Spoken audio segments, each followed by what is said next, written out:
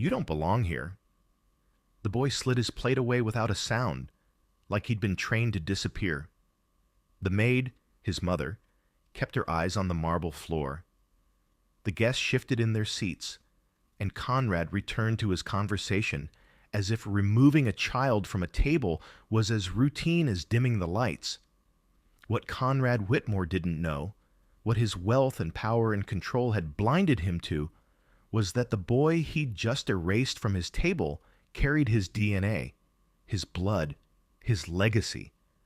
The very thing he'd prayed for in boardrooms and empty penthouse nights was standing 3 feet away, learning to make himself invisible. Here's what destroys me about this moment. Children don't learn that kind of silence naturally, that kind of obedience without protest. Life has to break you into it. But here's the question that should terrify every one of us. What if the miracle you've been begging God for is already in the room, and your pride is the only thing keeping you from seeing it? This is a story about 3 people. A billionaire who prayed for legacy but humiliated it when it arrived in thrift store shoes. A maid whose faith held her together when shame tried to tear her apart. And a boy whose spirit stayed pure in a mansion that tried to crush it. If you've ever felt invisible, unwanted, or less than because of where you came from, this story will wreck you. If you've ever been too proud to recognize a blessing because it didn't look like you expected, this story will break you open.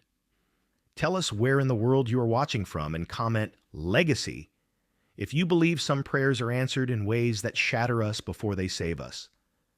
Because what happened next didn't just change Conrad's life. It exposed a truth he'd spent decades running from. Jonah learned early that survival meant being useful without being seen. Every morning, before the sun stretched across the marble floors, he'd slip through the mansion like a shadow. He'd pick up the newspaper Conrad threw on the foyer floor, straighten the shoes by the door, wipe down counters that didn't need wiping. The staff noticed. Maria, the head housekeeper, would shake her head. "Mijo, you don't have to do this."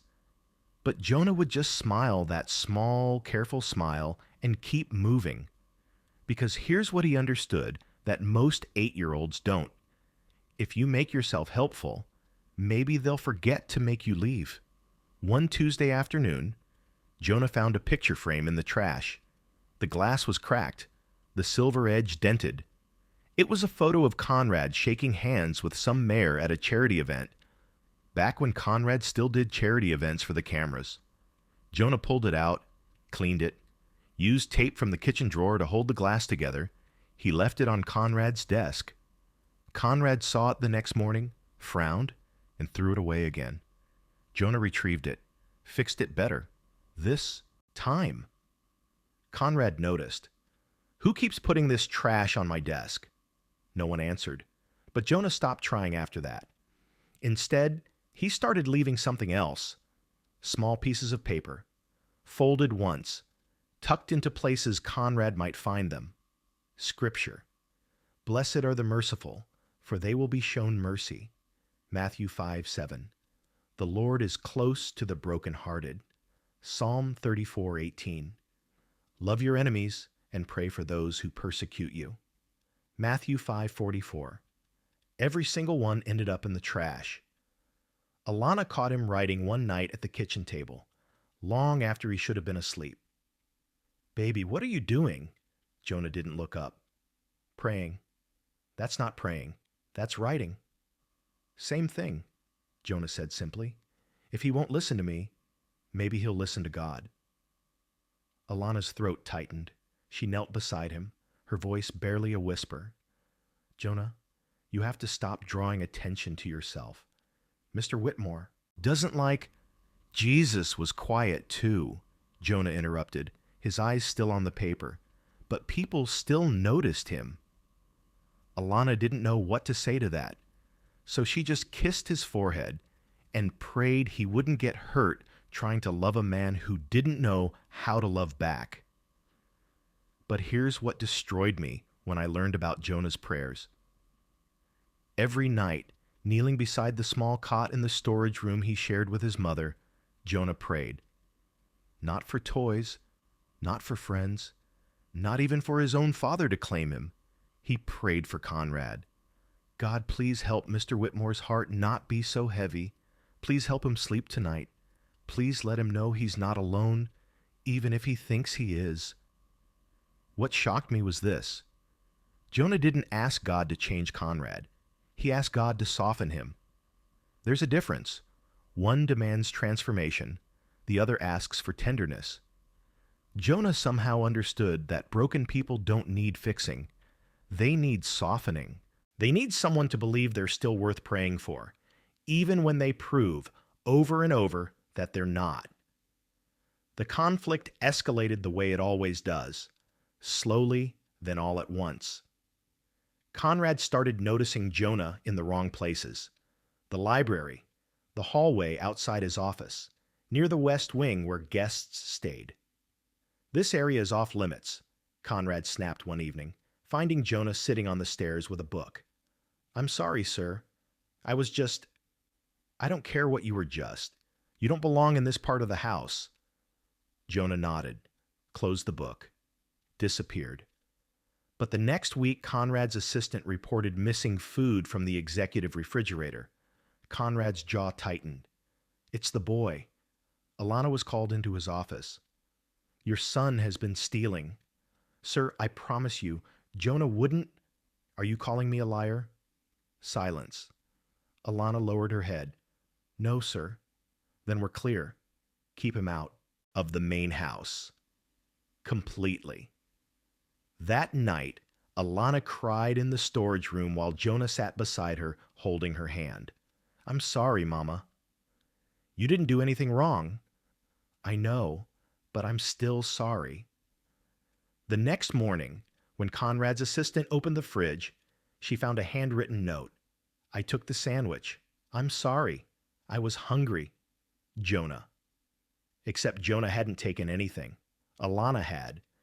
To feed her son after a 14-hour shift. But Jonah had claimed it, taken the punishment, accepted the shame. Because that's what love does when it's learned from a mother who's been doing it her whole life. Then came the collapse. It was a Thursday. Conrad had been in back-to-back meetings for 3 days. No sleep, barely any food, just coffee, adrenaline, and the kind of drive that mistakes exhaustion for excellence. He stood up from his desk, and the world tilted. He hit the floor hard. The assistants panicked. Someone screamed for help. But it was Jonah, small, supposedly banned from the main house, who heard it first. He ran. Not away. Toward. He found Conrad on the floor, eyes half open, breath shallow. Jonah didn't freeze. He grabbed the phone, called 911, spoke clearly, gave the address, stayed calm in a way that made the dispatcher ask, Sweetie, how old are you? 8, but my mom says I'm old enough to help. The paramedics arrived 6 minutes later. Conrad was rushed to the hospital. And Jonah? He sat outside the ER room, knees pulled to his chest, whispering words no one else could hear. Please don't let him die angry. Please, God. I know he doesn't like me. I know he doesn't want me here. But please don't let him die angry. Let him wake up with peace. Just once. Please. A nurse walked by, paused. Honey, is that your dad in there? Jonah looked up. His eyes were wet but steady. I don't know, but I'm praying for him anyway. Conrad survived. When he woke, groggy and disoriented, the doctor explained what happened. Exhaustion, dehydration, a warning his body had been giving for months. You're lucky someone found you so fast. A kid, actually. Called 911 like a pro. Conrad blinked. A kid? Yeah, Jonah, I think. Sweet boy. Waited outside your room for hours. Conrad turned his head toward the window, and in the reflection of the glass, he saw him, Jonah, sitting in the hallway, head bowed, hands folded, still praying. For the first time in years, Conrad Whitmore felt something he didn't recognize. Not gratitude, not shame, unease. Because the boy he'd been trying to erase kept showing up, kept praying, kept helping, kept forgiving. And Conrad didn't know what to do with someone whose love didn't demand anything in return. That terrified him more than the collapse ever did. Conrad found the photo by accident. He wasn't snooping. He was looking for his missing cufflinks, the platinum ones his board had gifted him after the merger. He'd asked Alana to check the laundry room. She wasn't there when he walked in. But her bag was. It had tipped over. Contents spilled across the counter, chapstick, a rosary, receipts folded into tiny squares, a small Bible with a cracked spine, and a photograph. Conrad picked it up. The edges were worn soft from handling. The colors had faded to that washed-out hue old pictures get when they've been looked at too many times. But the image was clear. Him, younger, smiling in a way he didn't recognize anymore, and beside him, leaning into his shoulder, laughing like the world was safe, Alana. He stared at it for a long time. Then he put it back, carefully, exactly where it had fallen. He told himself it didn't matter. That was a different man, a different life. But for the rest of the day, that smile haunted him. Not hers, his own. 3 weeks later, the call came during a board meeting. Conrad's assistant slipped him a note. Emergency. Jonah collapsed at school. Hospital. Now. He almost didn't go. What was he supposed to do? He wasn't the boy's father, wasn't family, wasn't responsible. But something in the way the assistant's hand shook when she handed him the note made him stand. He arrived at the hospital 20 minutes later. Alana was in the waiting room, rosary wrapped around her fingers, lips moving in silent prayer. She looked up when she saw him. Surprise flickered across her face. Mr. Whitmore, what happened? He collapsed during recess. They said, her voice cracked, they said something's wrong with his blood. They need a transfusion. But his type is rare. AB negative. They're trying to find a donor, but... Conrad didn't let her finish. Test me. Alana blinked. Sir? Test my blood. I'm AB negative. The silence that followed was so thick you could drown in it. 30 minutes later, a doctor approached Conrad in the hallway. She held a clipboard. Her expression was carefully neutral in that way doctors get when they're about to tell you something that changes everything. Mr. Whitmore, you're a perfect match. Good, then let's move. There's just... She hesitated. There's something we need to discuss. Conrad frowned. Is there a problem? No, not medically. It's just, given the genetic markers, it's highly probable that you're not just a match. You're... She didn't finish. She didn't have to. Conrad's world tilted. Excuse me? The doctor glanced toward the waiting room, where Alana sat with her head bowed. I think you should speak with Ms. Brooks. He found her standing by the window, staring out at nothing. For a long time, neither of them spoke. Then Conrad's voice came, low and dangerous. How long? Alana didn't turn around. 9 years. Why didn't you tell me? I tried. Her voice was steady, tired, but not bitter. You said you couldn't afford distractions, that you were building something bigger than both of us, that I'd understand someday. Conrad's jaw tightened. So you just... What? Decided to keep him from me? Finally, Alana turned. Her eyes were red, but dry. No, Conrad, you decided to keep yourself from him. The words landed like a fist to the chest. He's your son. 3 words. Simple. Undeniable. Devastating. Conrad didn't move, didn't breathe, and then the memories hit. Every dismissal, every cold glance, every moment he'd made Jonah feel small, the dining table. You don't belong here. The library. This area is off limits. the accusations, the suspicion, the cruelty disguised as discipline. He saw Jonah's face, that careful, polite silence, the way he never argued, never demanded, never even asked why, because he'd learned early that his presence was conditional. That love, in Conrad's world, had to be earned. And Conrad had spent 8 years making sure the boy knew he hadn't earned it. His son, his blood, his legacy. The very thing he'd prayed for on sleepless nights when success felt hollow and the penthouse felt like a tomb. God, give me someone to build this for, someone to carry my name, someone who'll remember me when I'm gone. And God had answered. Not with a boardroom prodigy or a picture-perfect heir, but with a quiet boy in thrift store shoes who prayed for his enemy and loved without Tiaojian.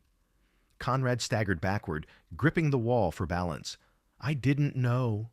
Alana's voice was soft. But God did. That night, Conrad sat alone in his office. The lights were off. The city sprawled below him, glittering and indifferent. He kept seeing Jonah's face. Not angry, not accusing, just waiting, always waiting, for approval, for acknowledgement, for the smallest sign that he mattered. And Conrad had given him nothing, worse than nothing, contempt. He thought about the scripture notes Jonah had left, the ones Conrad had thrown away without reading. He thought about the picture frame, fixed twice, discarded twice. He thought about the boy kneeling outside his hospital room, praying for a man who'd treated him like garbage. Please don't let him die angry. Conrad's breath hitched. He'd spent decades building an empire, earned respect, accumulated power, controlled everything. But he'd missed the one thing that mattered. The boy who carried his blood had been invisible to him.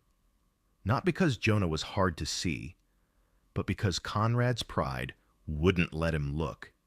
He remembered the prayers he'd whispered in private, the late-night confessions when success felt empty. God, give me a legacy. And God had. In the form of a child, Conrad had humiliated at his own table. The realization didn't come gently. It shattered him. He dropped his head into his hands and, for the first time in 30 years, Conrad Whitmore wept. Not because he'd been caught, not because he felt sorry for himself, but because he finally understood what he'd done. He'd been given a miracle, and he'd called it a mistake. He'd prayed for a son, and then spent 8 years trying to erase him. Downstairs, in a hospital room that smelled like antiseptic and second chances, Jonah slept. The transfusion had worked. His color was returning, his breathing steady. Alana sat beside him, holding his small hand, whispering prayers of gratitude. And somewhere between the ICU and the executive office, between the boy who forgave and the man who finally broke, God waited, patient, relentless, ready to rebuild what pride had destroyed, but only if Conrad was willing to kneel. Conrad stood outside the hospital room for 20 minutes before he found the courage to open the door. Through the small window, he could see Jonah. Awake now, sitting up against thin pillows, an IV taped to his small arm. Alana sat beside the bed, her hand resting near his, but not quite touching. Like even now, she was giving him space to decide if he wanted comfort. Conrad's hand trembled on the door handle. He'd faced hostile boardrooms, brutal negotiations, reporters who wanted to tear him apart, but nothing had ever terrified him like this. He pushed the door open.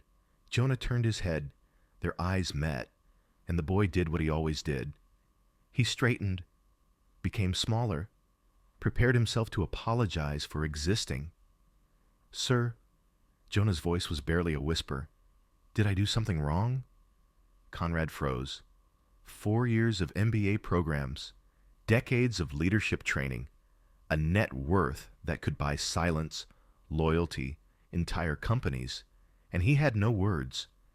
Because that question, asked without anger, without accusation, just pure, heartbreaking sincerity, destroyed every defense he'd ever built. Did I do something wrong? Not, why did you treat me that way?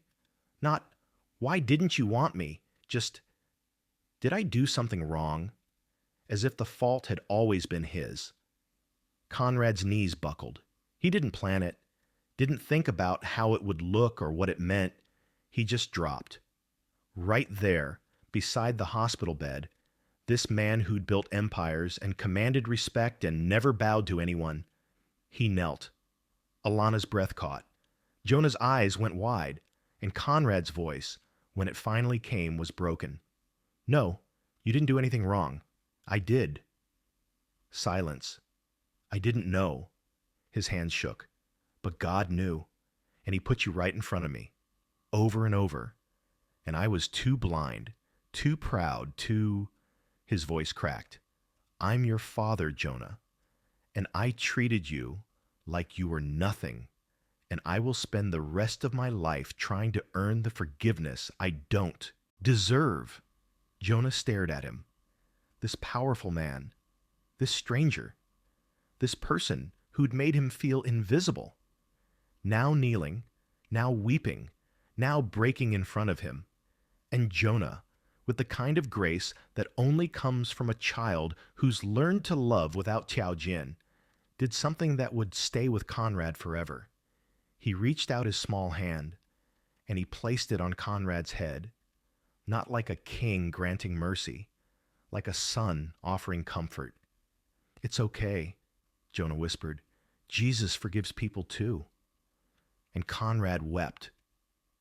The transformation didn't happen overnight. Conrad called a press conference 3 days later. His PR team begged him not to. His lawyers warned him about the legal implications. His board threatened to remove him. He did it anyway. Standing in front of cameras, in front of the world that had built him up and would now tear him down, Conrad Whitmore told the truth.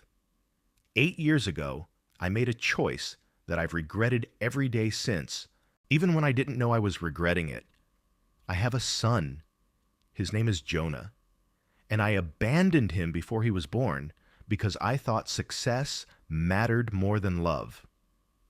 The room erupted. Flashes, shouts, questions hurled like weapons. Conrad didn't flinch. I've spent the last 8 years treating him like he was beneath me, like he didn't belong, and I was wrong. Completely, unforgivably wrong. He paused. Effective immediately, I'm stepping back from operational leadership to focus on becoming the father I should have been from the beginning. I don't know if I can fix this, but I'm going to try. The backlash was brutal. Stock prices dropped. Partnerships dissolved. Invitations were rescinded. But Conrad didn't fight it. He accepted it. Because for the first time in his life, he understood that some things matter more than winning. The healing was slow, messy. Jonah didn't run into Conrad's arms, didn't call him dad overnight. He watched, waited, tested the waters with the caution of someone who'd been burned before. Conrad started therapy, joined a church, not for appearances, but because he realized he didn't know how to rebuild himself alone. He met with a pastor every Tuesday, sat in circles with other broken men learning accountability. He read the scriptures Jonah had left him, the ones he'd thrown away. He wept over every single one. Alana forgave him cautiously, not all at once, not with a dramatic declaration, but in small moments. When Conrad showed up to Jonah's school play and sat in the back, not demanding front row, when he asked how she was doing and actually listened, when he stopped trying to fix everything and started learning to just be present. I don't need you to be perfect, Alana told him one evening. I need you to be honest and patient and willing to let Jonah set the pace. Conrad nodded. I can do that. And slowly, painfully, beautifully, they became something new, Not the family Conrad had imagined, but the family God had been building all along. 5 years later, Conrad stood at the curb, watching Jonah walk toward the school entrance. 13 now, taller, confident in a way that came from being loved, not performed for. He wore a backpack covered in pins, one of them a small cross Alana had given him. Before he reached the doors, Jonah turned back, waved, smiled. Conrad waved back, his throat tight. Some blessings arrive quietly. They don't announce themselves with trumpets or fanfare. They show up in thrift store shoes and wait to see if we're humble enough to recognize them. Jonah had been Conrad's answered prayer all along, but Conrad had been too busy building kingdoms to notice the kingdom standing right in front of him. God had given him exactly what he'd asked for: a legacy, a son, someone to carry his name. But God had wrapped it in humility, in a child who prayed for his enemy, in a woman who chose grace over bitterness, in a second chance Conrad didn't earn but was given anyway. As Jonah disappeared into the school, Conrad whispered a prayer he'd said every morning for 5 years. Thank you for not giving up on me, even when I gave up on him. And somewhere in the space between regret and redemption, between the man he'd been and the father he was becoming, Conrad finally understood. The miracle wasn't that he'd found his son. The miracle was that his son had never stopped praying for him, even when Conrad didn't deserve it, especially then. So let me ask you something. How many miracles have you mistaken for inconveniences just because they didn't arrive dressed like success? How many answered prayers have you ignored because they required you to kneel instead of conquer? God doesn't always give us what we want, when we want it, how we want it. Sometimes he gives us what we need, in the form of a child we overlook, a second chance we don't deserve, a love that refuses to quit, even when we've done everything to push it away. Conrad Whitmore spent 8 years blind, but when he finally saw, everything changed, not because Jonah became someone different, but because Conrad finally became humble enough to see who Jonah had been all along: his son, his legacy, his answered prayer, the blessing he almost threw away.